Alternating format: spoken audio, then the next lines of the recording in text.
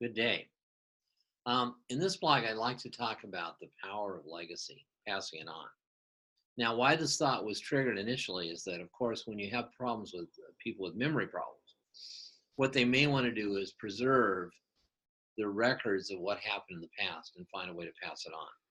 So that's one context upon which I'm talking about legacy, just preserving the memories of our loved one.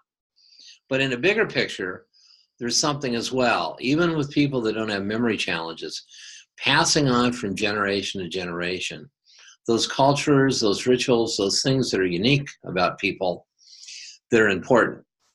And someone that I've worked with in our project working with Jack Canfield is a fellow named Rob Lacey. And he has a website called Memory Cafe. You can Google that, Memory Cafe.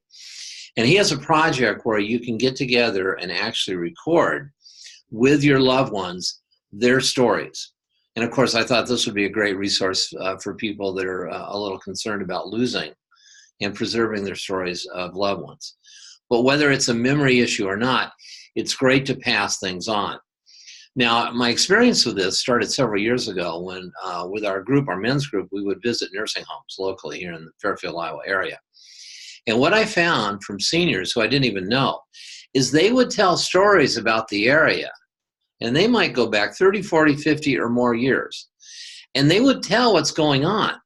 And I realized that they just weren't talking because they were delirious. They actually wanted to pass something on and tell about what happened. And if you really listen carefully and be attentive, you can find out a lot. You might even learn some things that might be useful to apply in your own life. You know how they say history repeats itself. Our elders are really a resource for that. So that's one context of legacy, is passing on the memories from the level of the family. It might be that Uncle John or Grandpa Jim, they had certain traits or cultures that might not show up in the next generation, but they'll show up, as many of you have seen, maybe in the grandchildren. A lot of people say, well, yeah, you're more like granddad than your dad. Sometimes it'll skip a generation. But it's interesting to be able to document and pass that legacy along. So that's one level in terms of family itself. Now, another level is in terms of contribution. Like if you want to do something to help change the world or pass something on, or maybe you've made a discovery, that's another level of legacy, making an impact, making a difference on any level. And that seems to be important in the aging process because a lot of people feel as they get older, they would like to make a contribution to make things better for the next generation. Of course, dare I even mention climate change and global warming right now. That's a whole conversation about legacy and what our responsibilities are in terms of passing things on and making the world a better place for our grandchildren and their children. But I digress. But that's just one example of how we can make a difference in impacting legacy in a positive way. So that's another aspect. And then finally, and this is what we found a little bit in our advanced craniosacral research, we found this both with children and with elders. And it's the idea of multi-generational change. And it's the idea in terms of legacy. I'm sure a lot of you are familiar with the concept that things may get passed on from generation to generation. They may be positive traits, or they may be traits that are not so positive.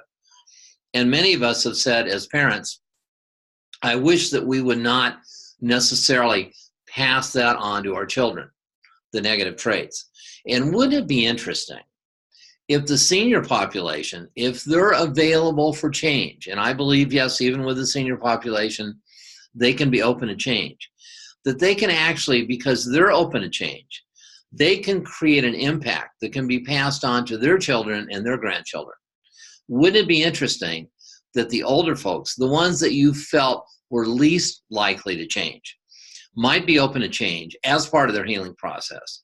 And as part of that, without even saying anything, they start to pass on that positive change and change of attitude to the generations that are going behind them. Wouldn't that be a gift at any time of the year? During the Christmas season, during the Easter season, during the summer season, any time of the year, that would be the gift that keeps on giving. the possibility of positive change. Wouldn't that be interesting in terms of legacy to do? So those are just some ideas in terms of stages of life. We're going to talk about that more in the next blog, and how things are possible in terms of leaving a positive footprint and imprint for the next generation. So on any level that you'd like to take advantage of legacy for yourself, there's Rob's Legacy Cafe. There's lots of books that have been written on legacy. And just know that you can make a difference in the smallest way to the largest way. CranioSacral is a way in tuning into our inner wisdom to start to actually change and even live more in accord, as we say, with the laws of nature. So thanks again for listening for this, and enjoy your loved ones, enjoy your multi-generations, and all the best to you. Thank you.